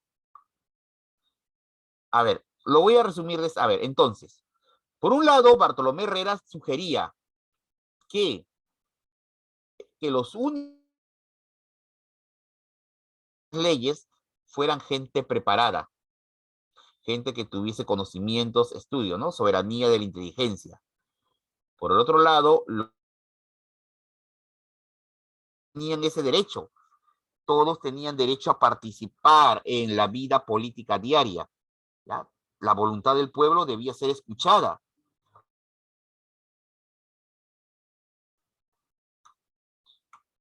Chicos, ¿cómo? Y bueno, una pregunta. Al final, ¿quién ganó el debate? ¿Los conservadores o los liberales al final? ¿Y ustedes aquí les apoyan? ¿A los conservadores o a los liberales? Bueno, ya. Vamos a ser críticos acá, un poco críticos, incluso papel. Es el año de 1856, ¿no? A ver, es el año de 1849. Ya es el año de 1849. Ya, chicos, ya jóvenes. Y es decir, hace 150 años atrás.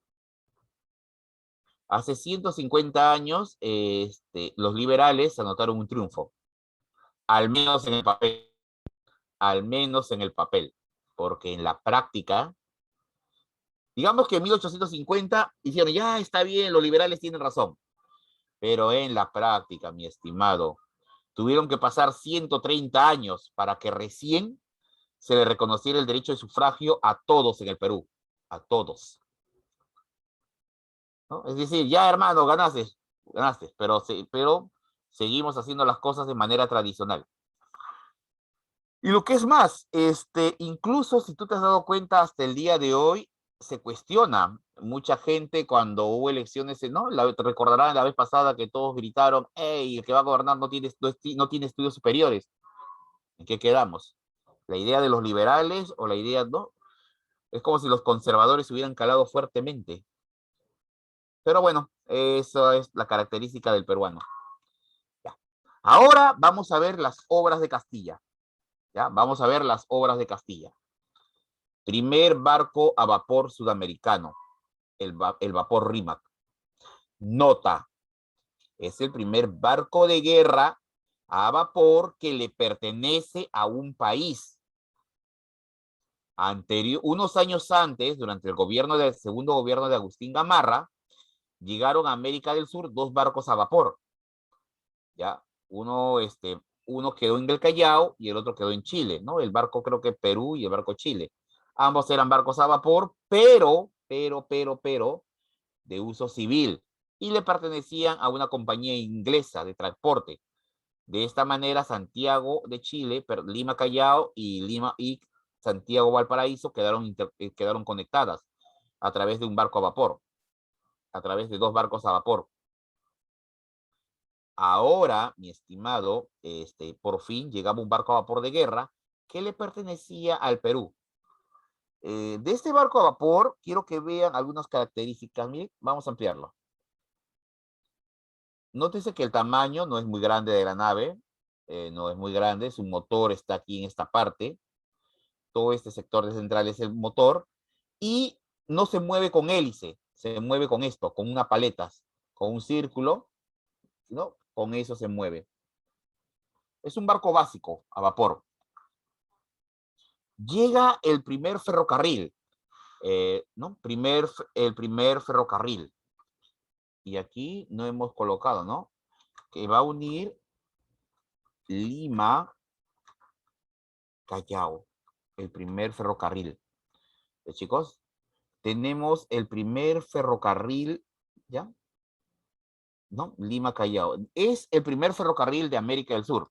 Aunque los ingleses declaran que el primer ferrocarril en realidad fue en su colonia, la Guyana inglesa, de aquella época.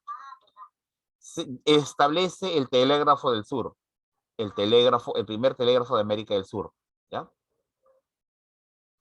Política internacional, ahora, ese es el aspecto interno, obras.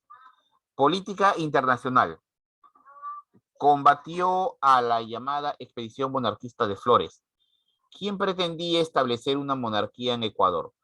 Sucede que en Ecuador, el general Flores, general ecuatoriano, de cuño conservador, decidió que dado la anarquía que vivía su país, lo mejor era establecer una monarquía.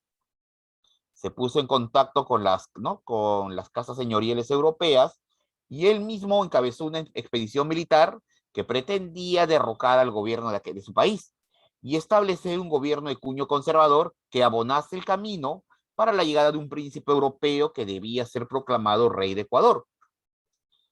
Castilla obviamente se opuso, no le agradaba la idea y se opuso.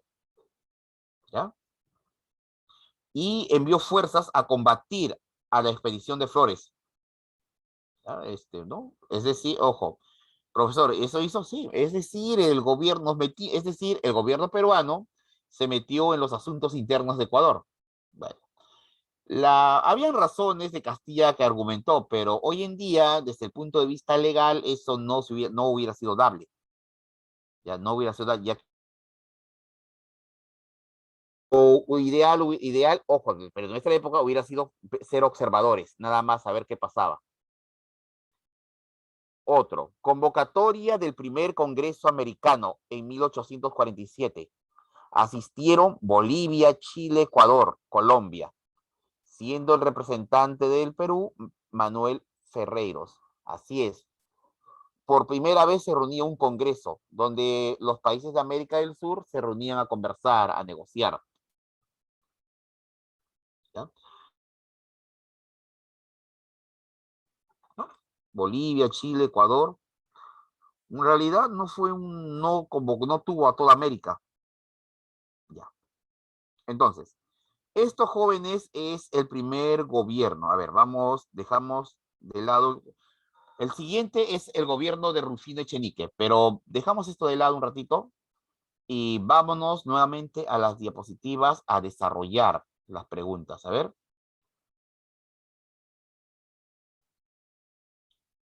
Ya. Muy bien, chicos. Sigamos.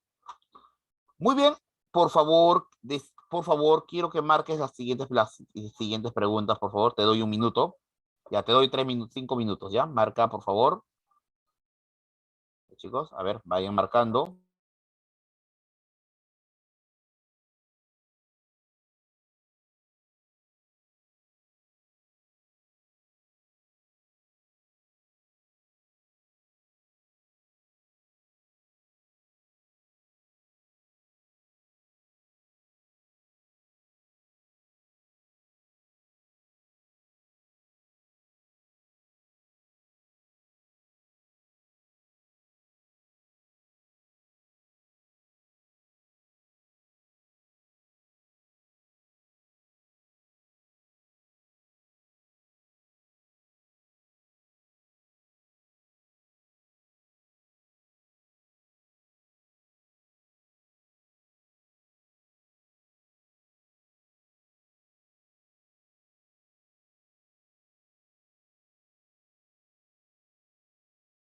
Muy bien, chicos, vamos a ver.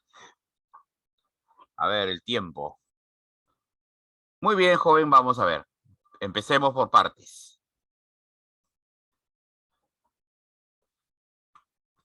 Bueno, la primera sí, Gibbs, ¿no? La casa Gibbs. Migración asiática y europea ante la falta de mano de obra y población emprendedora. Bueno, la migración asiática sí, pero la europea todavía no, eso es más Echenique. Guerra con la Gran Colombia, no. Constitución conservadora, tampoco. La primera es verdadera, jóvenes. La primera sí es verdadera. La segunda es verdad, pero solamente hasta la migración asiática. Europea ante la falta, no, no, no. Eso ya es Echenique. Eso ya es Echenique. ¿Ya, jóvenes? Eso es Echenique. Guerra, no. La C, joven. ¿Por qué la C? Porque la número 2 en romano, jóvenes, es asiática, en el primer gobierno. Los europeos empiezan a llegar con Echenique. ¿Ya, jóvenes? Sigamos. A fines del siglo XIX, el Estado peruano impulsó, este siglo, fines del siglo XIX, ya, bueno, vamos a ver.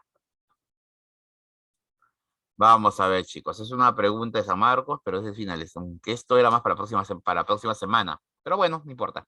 A finales del siglo XIX, el Estado peruano impulsó una política de inmigración europea. ¿Ya ves? A finales. Estamos acá a mediados. Castilla es a mediados. A partir de una ley explícita, el gobierno se comprometía a pagar pasajes a vapor en tercera clase a familias europeas menores de 60 años, costeándoles una semana de alojamiento en Lima, el viaje hasta su lugar de instalación definitiva, donde se le mantendría por 3 meses. Además, se le entregaba hectáreas de terreno, instrumentos de agricultura, semillas, y se les exoneraría de impuestos por 5 años. ¿Cuál es el objetivo principal de esta política inmigratoria? Aunque no lo creas, muchachos, eso era una ley, ¿ya? A ver, pero ¿cuál era la idea central?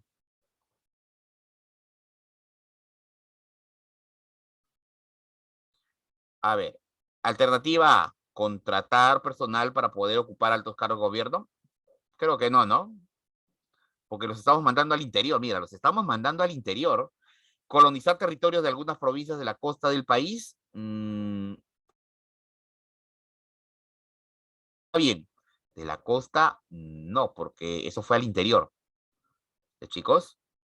Aprovechar la experiencia de los técnicos para iniciar el país podría ser facilitar la expresión de riquezas naturales de la República. A ver, jóvenes, les doy la alternativa. ¿Casa o dedo? Por favor, ¿qué deciden? A ver, chicos, las 5. ¿Casa o dedo? A ver, ¿cuál de las dos? Solo una queda. La B queda descartada, jóvenes. O, bueno, la B quedaba descartada. La B queda descartada porque, ojo, eso no fue, esa política se aplicó no en la costa. No en la costa. A ver, ¿cuál creen? A ver. La D. Muy bien, la D. La D. La respuesta, mi estimado, es la letra D. Cosa curiosa, esta pregunta yo la catalogaba más para la próxima semana, no para ahora. Bueno, en fin, su razón. Pero, aunque esta explicación es un poco racista, esta explicación sí, de hecho es muy racista. De repente ustedes lo escucharon, ¿no? Se trató de dar preferencia a la migración europea. Eh, esto incluso Cáceres lo dijo una vez. No, en la época de Cáceres se hablaba abiertamente. La población, no, la población indígena, hablaba de que la población, empezaron con ese discurso, diciendo que la población indígena estaba degenerada. Ojo, eso fue como respuesta a González Prada. La población indígena estaba degenerada, ¿no? De años de embrutecerse con alcohol y coca, los había degenerado. Y que era necesario que el país hubiera una transfusión de sangre, se hablaba, sangre nueva. Y por eso se buscaba gente de Europa que poblara. Fueron muy específicos, europea. Y es la razón por la cual no miraban bien a los chinos. Era europea. ¿Ya? El problema contrarrespuestas. Decían que al igual que los indios se habían degenerado, la élite criolla se había degenerado, ya que al ser de ascendencia también fueron fuertes. La idea en sí era traer migrantes. Y nota, esto no solamente se vio en Perú, esto se vio con Chile, se vio en Brasil, se vio en Argentina, sobre todo en Argentina, Uruguay, en Venezuela, ¿ya? En En todos estos países se vio este proceso de migración. Ni qué decir en México. El norte de México fue colonizado principalmente por europeos, aunque en este caso los mexicanos pusieron como condición que sean católicos para evitar tener problemas a futuro con Estados Unidos. Aquí en América del Sur, bueno, acá en América del Sur se aceptaba cualquiera que sea de Europa. ¿No? Los norteamericanos sí fueron más selectivos. Ellos pedían determinadas características. Lo vamos a discutir este punto en el gobierno de Echenique, ¿ya? En Echenique lo vamos a discutir con más fuerza. Durante el primer gobierno de Castilla se iniciaron los pagos de nuestra deuda externa, ¿no? Esto fue posible. A ver, chicos, por favor, ¿cuál es la respuesta? Por favor, la 6 es un regalo. Jóvenes, la 6 es un regalo. Por favor, respondan. Vamos, ¿nadie? La letra 6 es todo un regalo. A ver, ya, yo te doy. A ver, la A o la D. A ver, todos. A o D. Ah, muy bien, muy bien. Muy bien, la letra D. Excelente. Excelente. Letra D. Excelente. Muy bien, Cruz. Muy bien, Brioso. Muy bien, joven Brioso. Muy bien. Sí. Chicos, un detalle. ¿Notan alguna diferencia entre la pregunta del 2019 y 2016? Ah, discúlpese. Ah, disculpe, señorita, disculpe. Chicos, ¿notan a todo el salón, jóvenes, alumnos, alumnas, ¿notan alguna diferencia entre la pregunta 5 y 6? Quiero que analicen el tipo de pregunta, ¿no? O sea, no estoy hablando del tipo, no estoy hablando de la pregunta, sino el tipo. Ya. La 5 es una pregunta de tipo DECO. A partir del año 2019 quedó establecido que San Marcos haría preguntas DECO, ya a partir de 2019. Hasta ese momento las preguntas eran sencillas, pero nótese de que las preguntas DECO, no sé, chicos, nótese de que la pregunta DECO tú tienes que analizarla. Por ejemplo, me animé a responder esta corresponde a un tema que vamos a ver la próxima semana, puedo responderla. ¿Por qué? Simplemente necesito leer el texto para hallar la respuesta. ¿Entiendes? En cambio, la pregunta 6 necesariamente es una pregunta de esta clase, necesariamente. ¿Ya? Las preguntas de ECOS son textos, básicamente, que tú tienes que extraer ideas. ¿Ya? De jóvenes, como te dije, vuelvo a recalcar acá. Decidí resolver la pregunta 5, pese a de que te he advertido antes de que es la pregunta de un tema que vamos a ver la próxima semana, después de la guerra, después de acá una semana o 2 semanas, después de la guerra del Pacífico, porque el texto que estamos viendo aquí permite desarrollarlo por el texto, ¿ya? Ok. 7. Con la ley de consolidación de la deuda interna, Castilla buscó transferir fondos del Estado a inversiones en otras áreas económicas, distintas a la explotación del guano, banca, industria, hacienda, y promover la diversificación económica del país. Por ende, podemos decir que el principal objetivo de dicho proyecto fue, a ver, chicos, dotar de capitales a una potencial burguesía, implementar una infraestructura moderna para el Estado, liberar el Estado de deudas contraídas o impulsar el desarrollo del sector manufacturero tradicional. A ver, chicos, ¿cuál es la respuesta? A ver. Vamos a ver, tenemos... Vamos a ver, miren. Empecemos por la letra D. Impulsar el desarrollo del sector manufacturero tradicional. El problema es que esto ya venía existiendo al ser manufacturero. Y el problema es que ya estamos en plena revolución industrial. Y aparte, yo estoy dándole recursos. Podría ser una respuesta. ¿Liberar al Estado de deudas contraídas? No, porque el texto solamente habla de que el Estado busca transferir fondos. Te está hablando de dar fondos. Implementar una infraestructura, no tiene nada que ver con infraestructura, ¿no? A todas luces. Dotar de capital a una potencial burguesía nacional. La respuesta está, mi estimado alumno, mis estimados alumnos jóvenes, ¿ya? La respuesta está entre la letra A, disculpen, repito, la respuesta la vamos a encontrar entre la letra A y la letra D. A ver, solamente quedan dos alternativas, la A o la D. Pero piensa en un instante, ¿por qué vas a dar dinero a la gente? ¿Qué es lo que tú quieres? Tú no regalas el dinero, se puede dar, pero en el fondo necesitamos algo. Ya está bien que se lo gaste, pero quiero algo. ¿Ya? La D. La respuesta, disculpen, ya. Confirmen que pueden ver las preguntas. ¿Pueden ver las preguntas, chicos? Pueden ver las preguntas, ¿no? Sí, gracias. La respuesta, mi estimado alumnos jóvenes, es la letra... A ver. La respuesta, chicos, miren, es la siguiente. Yo estoy dando porque, mira, acá dice, dotar de capitales a una potencial burguesía nacional. ¿Ya? Impulsar el desarrollo del sector manufacturero tradicional.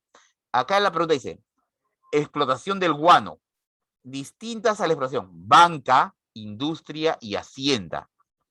La clave está aquí en este entre paréntesis. Eso me hace que elimine esto y me quede capital a una potencial burguesía.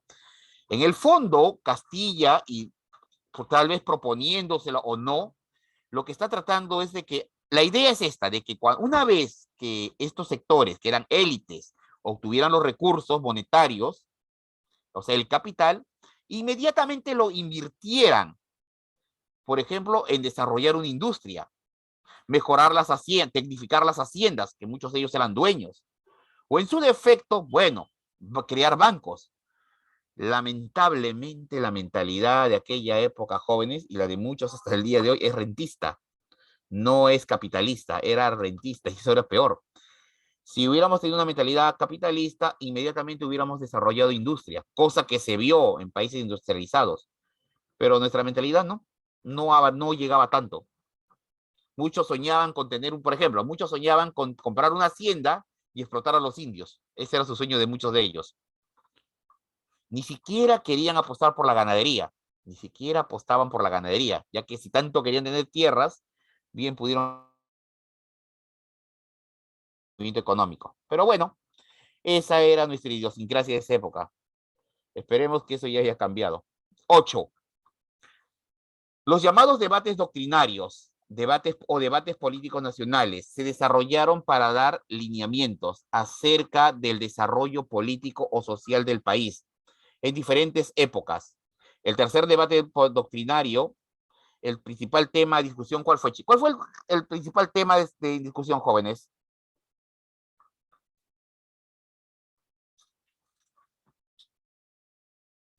A ver, el principal tema de discusión. Aplicación del matrimonio civil o divorcio. No discutimos ese detalle, no fue discutido. Eso, de hecho, se dio, ese tema se dio, te adelanto, sin necesidad de debate. Así, en Sánchez Cerro lo estableció, lo ordenó y se acabó, nadie lo discutió. Establecimiento de una república federal o unitaria. Aplicación de reforma, no. Derecho de los analfabetos al ejercicio del voto del sufragio.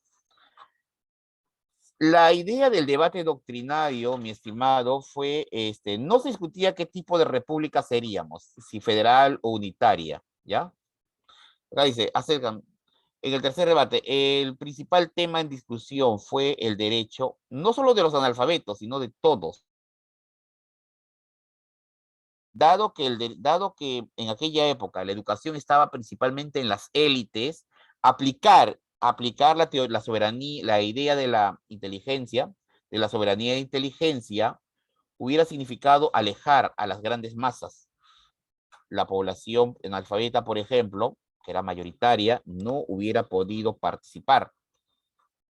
Por eso, jóvenes, esa fue uno de los principales, chicos, uno de los principales puntos del debate. Ya. 9.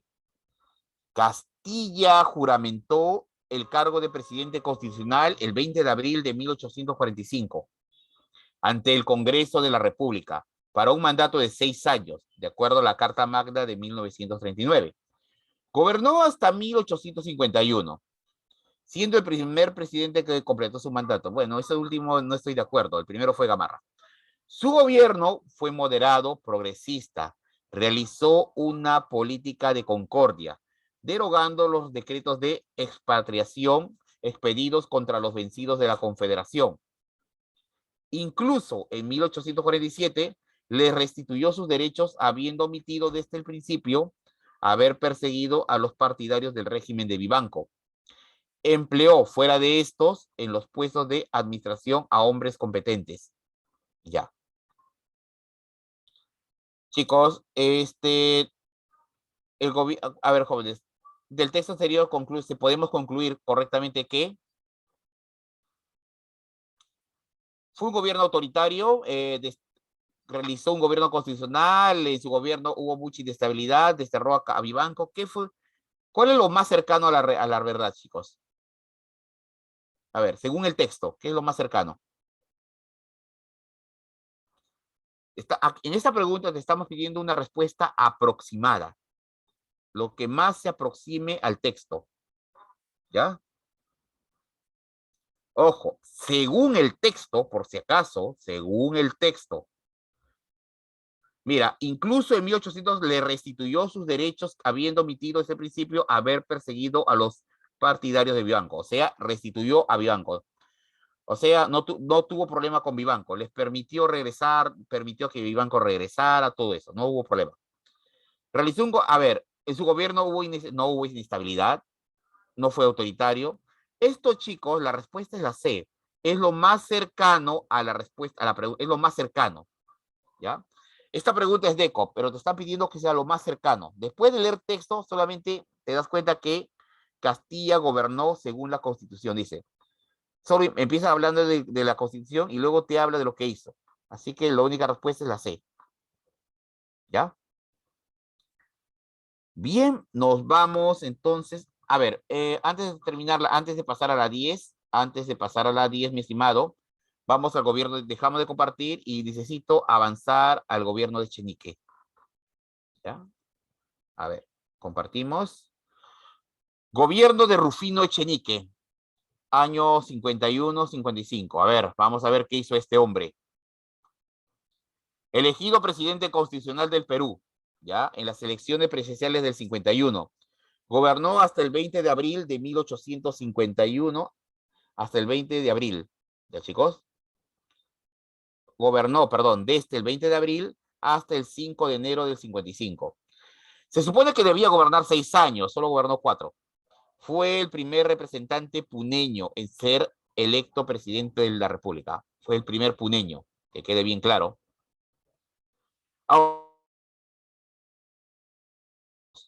Ramón Castilla fue quien avaló esta elección. Fue el deseo de Castilla que Echenique ganara.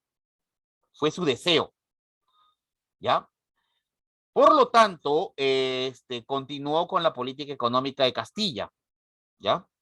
Continuó con los pagos a los acreedores de la deuda interna. La deuda externa pone que la deuda interna también, pero recuerda que esto fue corrupción. Así que Echenique decidió mantener los pagos, lo cual, muchachos, ya era algo, ya no era dable, porque se suponía que ya estaba pagado. Y a la vez va a mantener a los consignatarios como los principales tenedores de la riqueza del Perú. Los consignatarios son los principales beneficiarios de la riqueza. Esto, muchachos, si te das cuenta, ya está mal.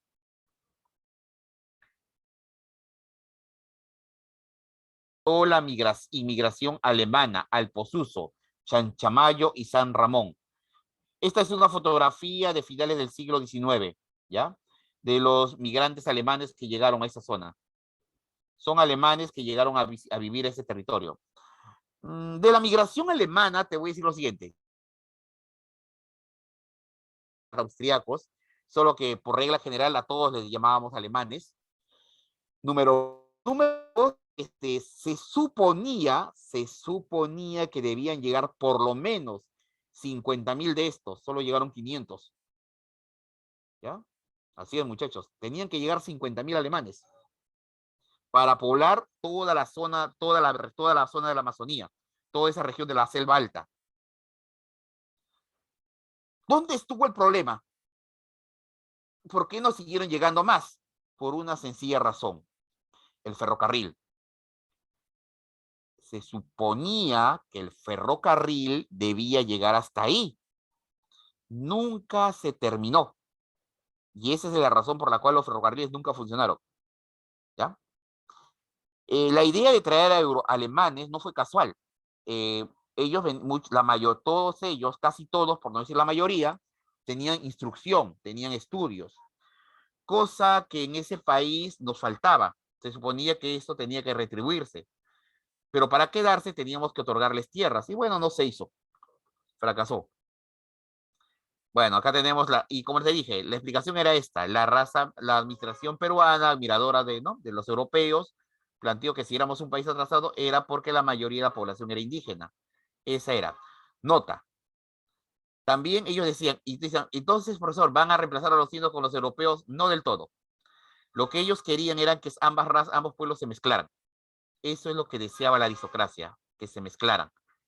Esa fue la razón principal. Querían que los alemanes se mezclaran con la población indígena. Y sí se dio esa mezcla.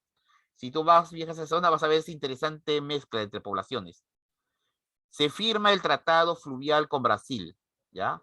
El Tratado Bartolomé Herrera da Ponte y Ribeiro, en el cual se decretó la libre navegación por el Amazonas. ¿Ya, jóvenes? La libre navegación por el Amazonas. ¿Ya? Acá tenemos el acuerdo, la frontera. Ojo, miren, se cedió una zona al Brasil y ese fue el límite. ¿Puedes observar? Quedó establecido el Yarabí. Estos jóvenes, se estableció el río Yarabí. Ese es el río Yarabí, ¿ya? Aquí confluye el río Yarabí, si no te han dicho, que es la frontera con Brasil. Hasta el día de hoy se mantiene. Esta frontera se mantuvo. Es una frontera colonial que se mantuvo. Finaliza la construcción del ferrocarril de Tacna y Arica. Fue el segundo en que se construyó. Fue el segundo ferrocarril que se construyó en el Perú. Tacna, Arica. Tacna y Arica es una zona muy importante, es el aspecto económico. No por gusto, ¿no? Santa Cruz quiso nombrarla la capital de la Confederación. No fue la casualidad, era una zona de auge económico. Ahora, no todo era pacífico.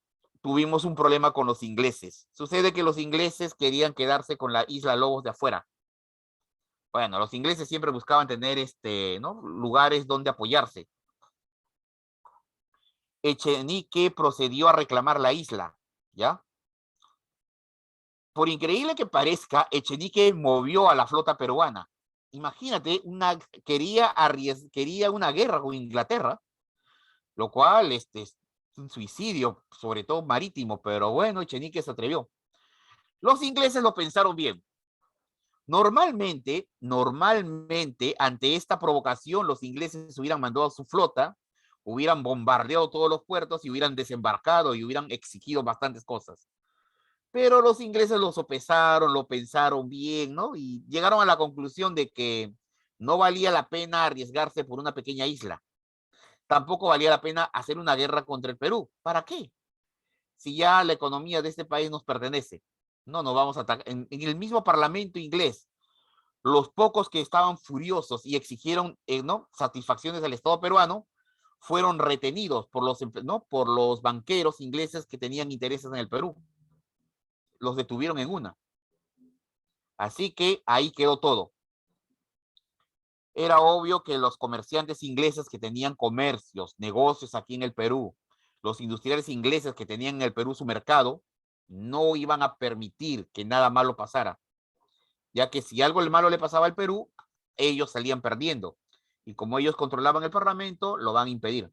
Así que la isla Lobos de Fuera simplemente se mantiene para el Estado peruano. Otra hubiera sido la situación si el Perú hubiera sido un país que se negaba a comercializar. Esto hubiera sido el pretexto ideal para los ingleses. O sea, si te das cuenta, muchacho, alumnos, si se dan cuenta, jóvenes, es el comercio y el comercio lo que mueve la política. ¿Ya? Un problemita, la invasión de la moneda feble boliviana. Ese fue un problema que tuvimos. Chicos, es la moneda feble. ¿Ya? Moneda procedente de Bolivia, que invadió el territorio peruano. ¿Ya? Eso lo vamos a explicar la siguiente semana. Escándalo en los bonos de consolidación. Ese fue un problema. ¿Te acuerdas que tuvimos te acuerdas, jóvenes, te acuerdas de pagar la deuda interna? Pues bien, esto terminó mal. Estalló el escándalo. Aquí lo vamos a dejar porque la próxima semana vamos a continuar explicando este escándalo y qué fue lo que provocó la guerra civil y el segundo gobierno de Castilla. Pero te lo resumo de esta manera. El periódico El Comercio, los periodistas del Comercio no lo aguantaron más y denunciaron el hecho. Lo denunciaron. Que estaban falsificando papeles de deuda y estaban falsificando y que estaban pagando a gente que no debía. El escándalo fue total. La indignación terrible. La gente estaba indignada. Dinero peruano estaba pasando a particulares, a los amigos del gobierno. La gente se indignó. Nado salió a protestar, lo cual es el que empezó a pagar a gente que no tenía nada que hacer fue él. Ramón Castilla fue el que inició el pleito, pero bueno, recuerda la regla, muchachos. Si no quieres que te acusen, denuncia tú primero. Y Ramón Castilla lo hizo. Él era el culpable, pero para evitar que lo denuncien, él denunció primero, empezó a acusar a todos. Y listo. Encabezó, no contento con denunciar, encabezó una revuelta, iniciando la guerra civil. Pero eso ya es tema de la próxima clase, ¿ya, chicos? Vamos a terminar. Terminamos con la última pregunta. Mi estimado, vamos a ver, la pregunta 10. A ver, ¿qué nos dice, qué nos comenta? Ah, ya, su amiga ya, su compañera ya terminó. Obras del primer gobierno de Castilla, muchachos. A ver, ¿cuáles son las obras? Construcción del primer ferrocarril, en efecto. La constitución, no, chicos, sí es de Castilla, pero segundo gobierno. ¿Ya? Sí, es el segundo gobierno. El contrato guanero con Gibbs. ¿Mm? Ah, sí, sí es. Sí, me estaba asustando ya. Pensé que había leído mal. Había leído, ¿no? La respuesta, mi estimado, la uno, la número 1 y la número 3. ¿Cuál es la respuesta, chicos? ¿Cuál es? ¿Cuáles jóvenes? ¿La letra? ¿Qué letra? Por favor, dígame la letra B. Muy bien, mi estimado. La letra B. La respuesta es la letra B. Ok, jóvenes. Entonces, jóvenes, entonces, si se dan cuenta, muchachos, Ramón Castilla fue un buen gobernante. Bueno, el detalle es que él tuvo el éxito de su gobierno, se debe a que él tuvo a la mano el guano. Ramón Castilla sin el guano no hubiera podido hacer mucho. ¿Ya, jóvenes? Ese es el detalle. Bien, mi estimado alumno. Con eso llegamos hasta aquí, jóvenes, ¿ya? La próxima semana vamos a ver el segundo gobierno de Castilla, ¿ya? Vamos a ver cómo termina la guerra civil y el segundo gobierno de Castilla. ¿Ya, chicos? Con